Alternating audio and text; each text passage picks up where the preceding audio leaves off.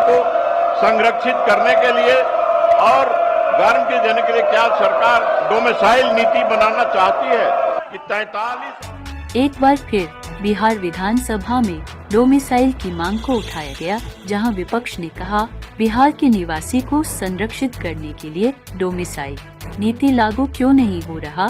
वहीं पर शिक्षा मंत्री का जवाब आता है कि आने वाले भर्ती में डोमिसाइल के तहत बिहार के युवाओं को अधिक रोजगार का अवसर दिया जाएगा। साथ ही विपक्ष का कहना है पिछले शिक्षक भर्ती में दिव्यांग अभ्यर्थियों में बाहरी अभ्यर्थी की संख्या बिहार की तुलना में अधिक क्यों। तो शिक्षा मंत्री ने क्या कुछ कहा, आप उनके बयान को सुने। ऐसे में कई अभ्यर्थियों का आरोप है, जिससे यह स्पष्ट किया गया है कि बिहार राज्य के बाहर के महिला अभ्यर्थी को आरक्षण का लाभ दे नहीं होगा, जिसमें राज्य के सभी जिला शिक्षा पदाधिकारी को आवश्यक कार्य करने हेतु निर्देशित किया गया है।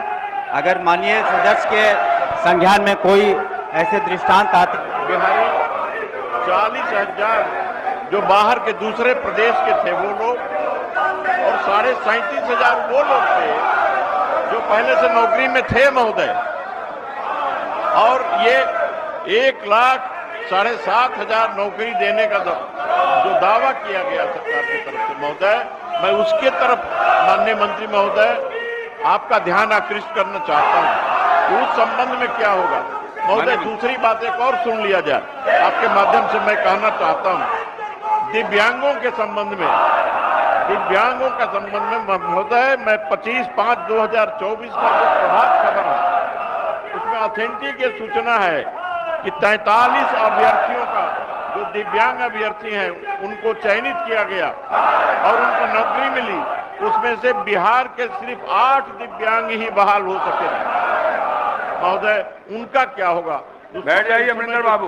माननीय मंत्री अध्यक्ष महोदय, जो निर्णय लिया गया था कैबिनेट के द्वारा कि जो भी इसमें परीक्षा में शून्यकाल के समय जो कमीशन के उत्तर के बाद 2 तरह की परीक्षाएं हुई, जो कमीशन के द्वारा परीक्षा हुई उसमें न सिर्फ बिहार के लेकिन बिहार के बाहर के लोगों को भी मौका दिया गया।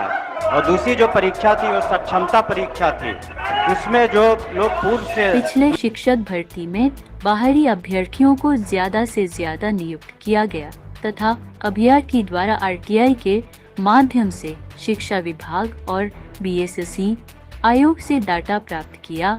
ऐसे में अभ्यर्थी आकर्षित होते हुए अपनी मांग को सरकार तक पहुंचाने में लगे हैं, जिससे बिहार में डोमिसाइल नीति उत्तर